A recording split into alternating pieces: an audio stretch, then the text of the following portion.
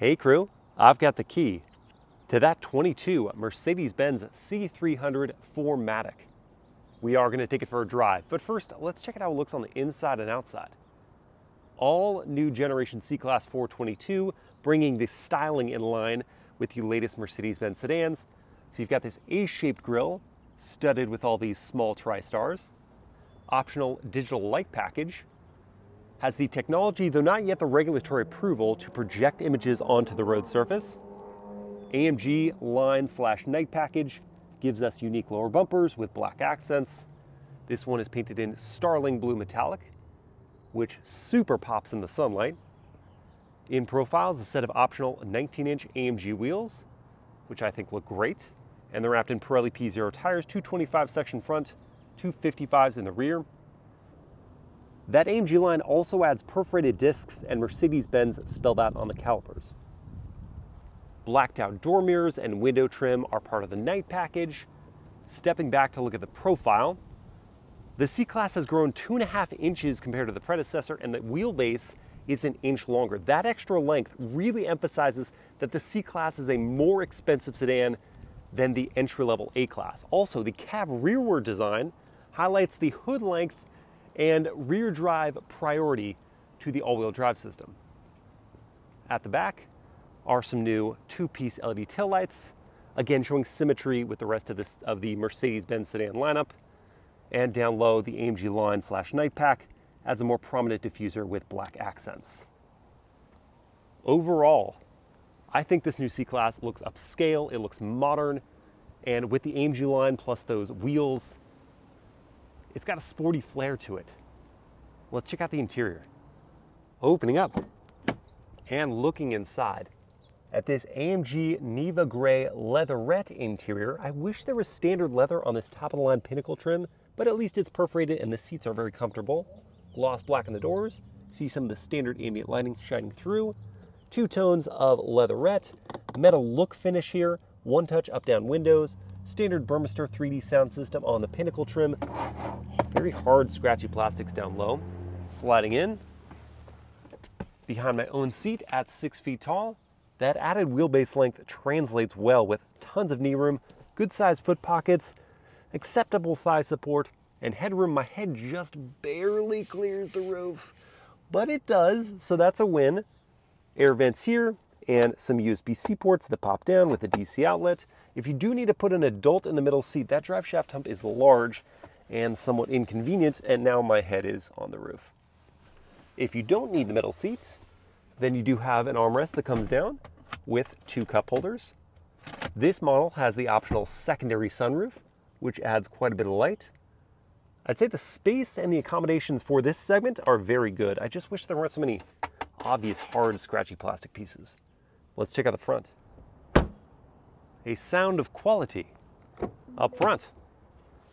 There's a standard sunroof, standard memory, heated, power adjustable front seats.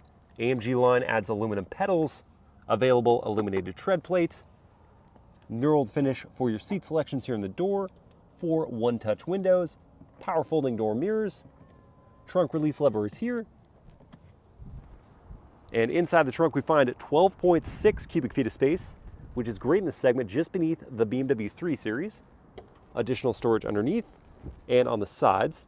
I was surprised to find that there are release levers in the trunk for the split folding rear seats. That expands cargo space quite a bit. Power close and lock feature on the trunk lid. And it does close up real quick. Sliding in. Here's where we see the big interior changes for the C-Class. On the AMG line, we have this ultra thick wrapped leather steering wheel with a flat bottom, almost too thick for my large size hand. Split spoke steering wheel design, like the E-Class, with all your controls for your driver assistance features, and these two screens, and your media settings. This is a 12.3-inch display, highly reconfigurable. Head-up display on the Pinnacle trim, leatherette on the dashboard, stitched around these very cool design air vents. Anthracite wood trim with texture on it for the dashboard. And this is a 12.3-inch touchscreen infotainment running the latest MBUX system. And unlike the S-Class, it's tilted to the driver 6 degrees. Like the S-Class though, it's visually compelling, super responsive, has wireless Apple CarPlay and Android Auto. Below that is this metal weave design. Not my favorite, but it beats gloss black, that's for sure. Inside are 2 cup holders. You've got a wireless charging pad, 2 USB-C ports there, and a DC outlet. In the console, which is leatherette wrapped, you've got 2 more USB-C ports. This is a spectacular cabin, but it's $60,000 as tested. Good visibility out the back, by the way. We've got to see if the driving experience matches that price tag.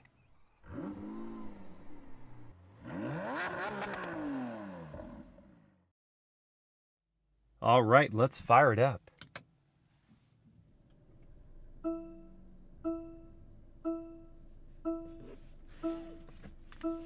Goodness, that is a subdued startup.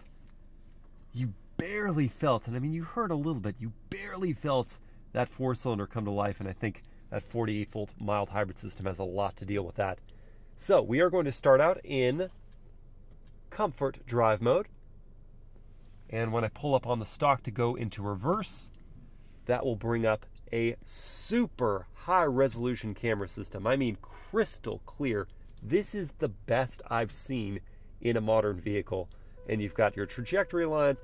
Obviously, you can see here we've got our rear cross traffic alert, and you can scan around the whole car if you want to, which is just so much fun.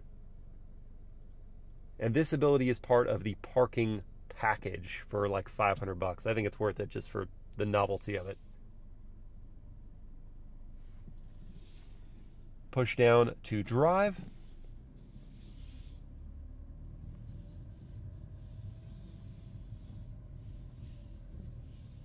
Turning radius test.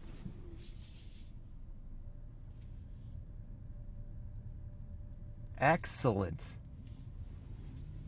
And that's coming out of the BMW i4, which is technically in the same segment of compact luxury vehicles, and that car had a way broader turning radius. This one's great. How's the horn sound?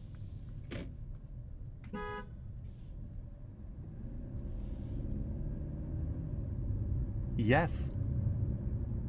I don't have any further thoughts. It's a loud enough horn.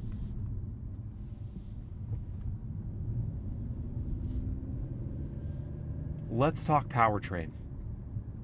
So, for this latest generation W206 chassis C-Class, we have a 2-liter turbocharged 4-cylinder paired with a 48-volt mild hybrid system. And that hybrid system is good for improving fuel economy and gap-filling power delivery.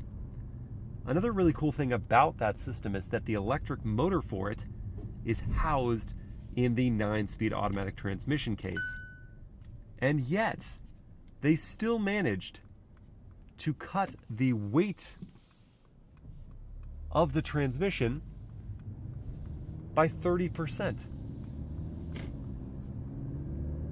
Add to that, for this 4MATIC Plus version, a new front axle drive system that can channel more torque to each axle for better load, and that's going to improve driving dynamics. With this AMG line,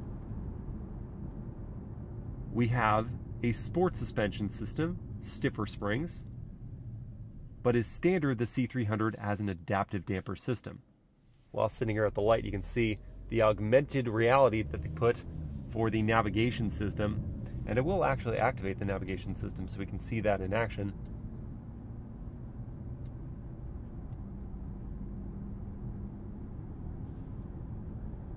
Because the turn-by-turn directions are pretty darn cool.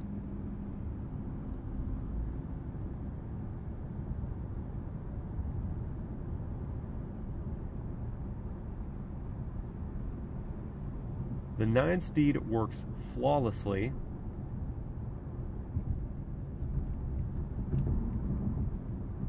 While meandering between the gears. Never really noticeable.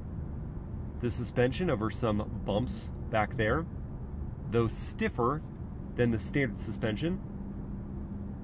retains excellent ride quality. These seats are superbly comfortable.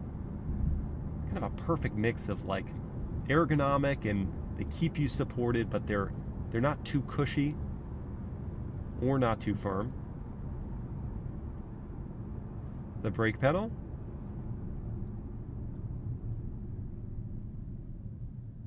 May take a little bit of getting used to, some seat time to actually figure out the calibration, how much input you need on the pedal to slow casually to a stop. And the throttle, whoa. Yeah, even here in comfort mode, and I even tried it in eco, it's somewhat touchy. It's eager, one could say. But is the C300 4MATIC eager to get to 60? Let's find out. And to find out, I've got my race box set up here. I'm going to go into Sport Plus drive mode, and without a launch control system, I'm going to brake boost a little.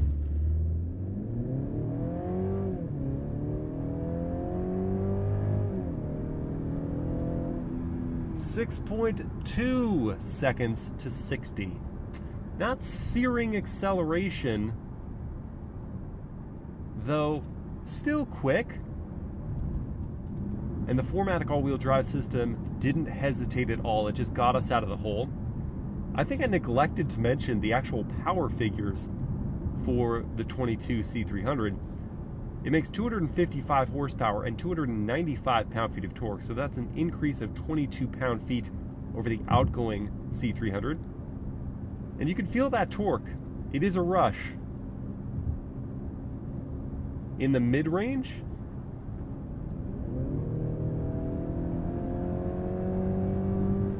it's got plenty of pickup.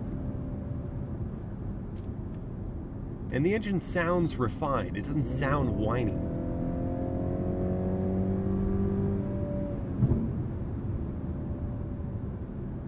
In Sport Plus drive mode, leaving it at automatic, it's quick to downshift. And we'll hold on to the gear for longer as well. Meanwhile, the cabin stays remarkably quiet as the speeds do advance. We do have the optional acoustic glass here, but I think that's worth every bit of the $150.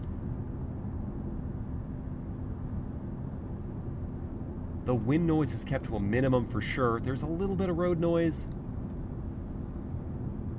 but this is probably at the top of its segment for cabin hush.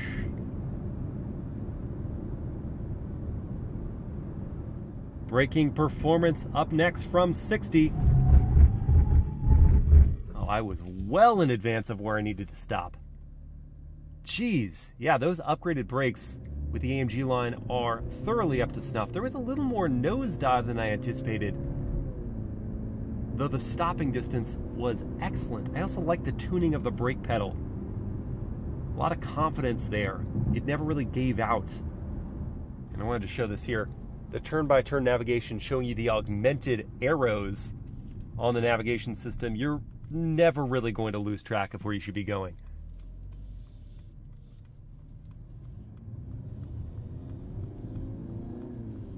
Furthermore, I did mix up the display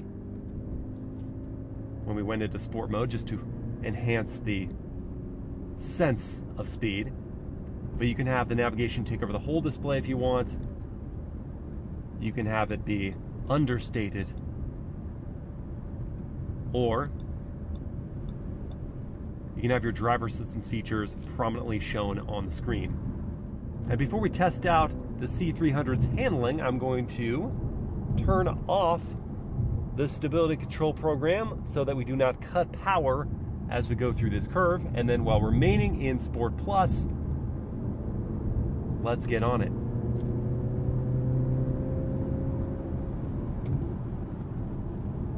Hard on those brakes, on power early.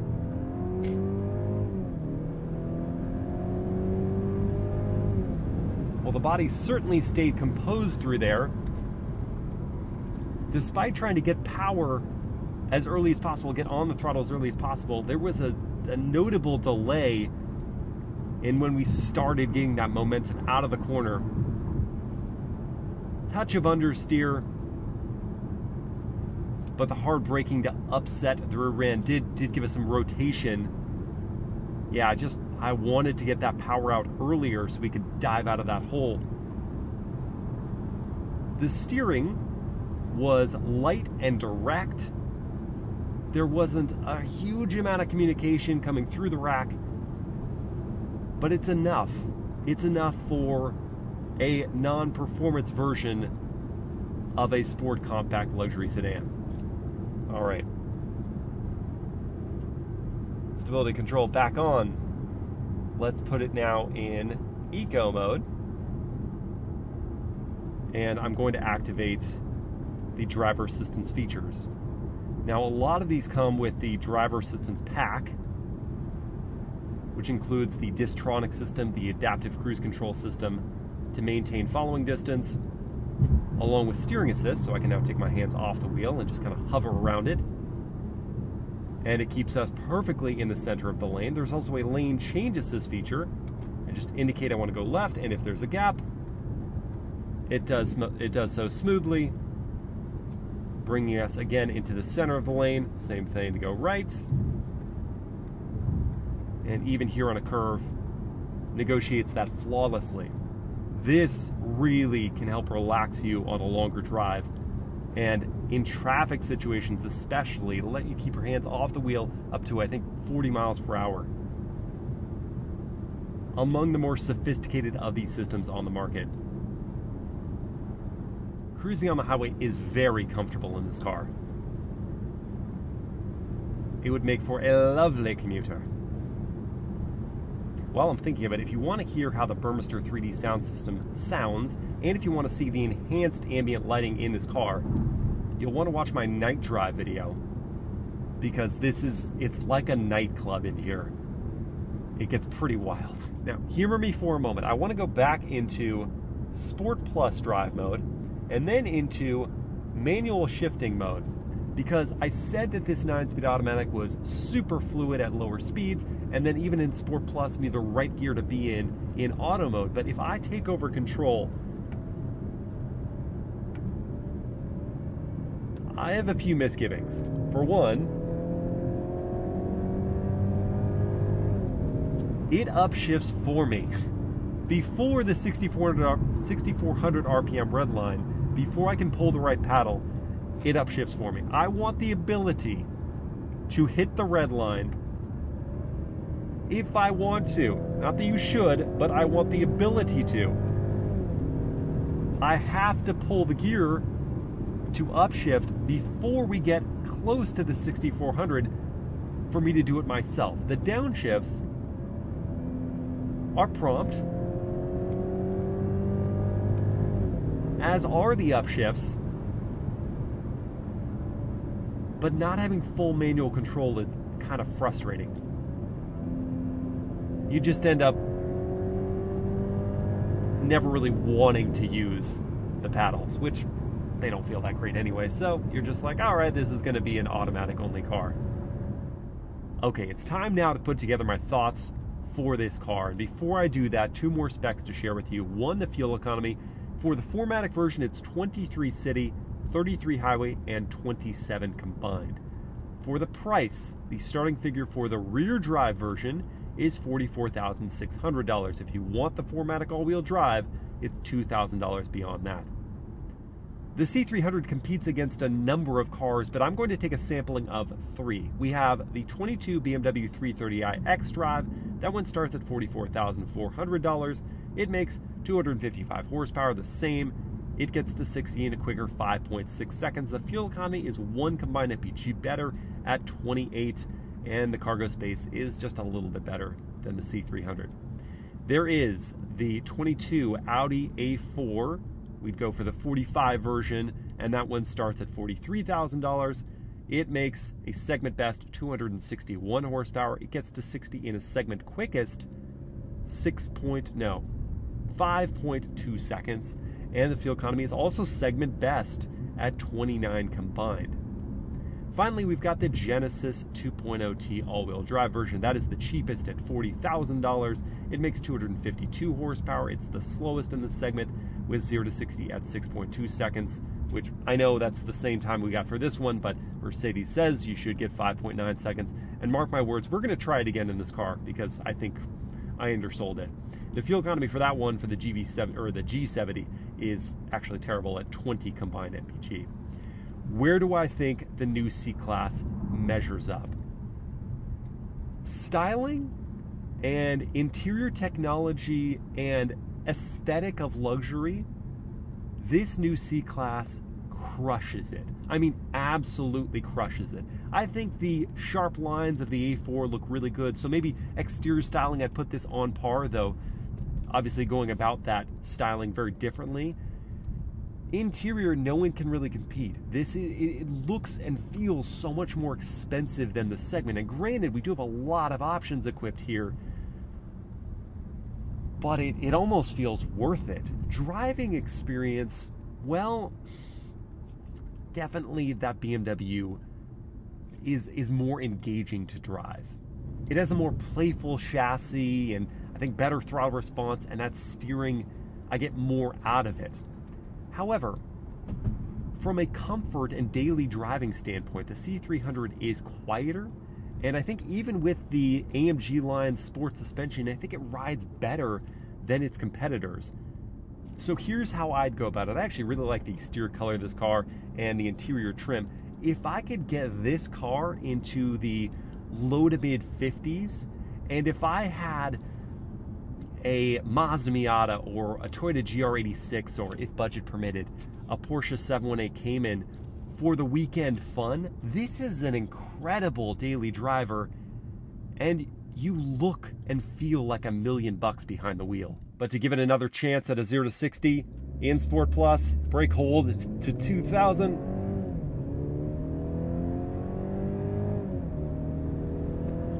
.6.0, there you go. See? I knew it was quicker than 6.2. So in summary, I do think that this new C-Class is the best in its segment of compact luxury sports sedans. My only caveat to that will be, if you need higher performance, more engagement, and you don't have another car to give you that on the weekends, maybe consider spending the extra money on the BMW M340i. That's going to start around $55,000. Otherwise, you will be very satisfied. There's enough performance here to satiate amidst all the other luxuries and styling details. This is such a good sedan. Go for it. I hope you guys have enjoyed this POV drive review. If you did, please like, comment, and share the video. Subscribe to the channel. Hit that bell to get notified, and I'll see you next time.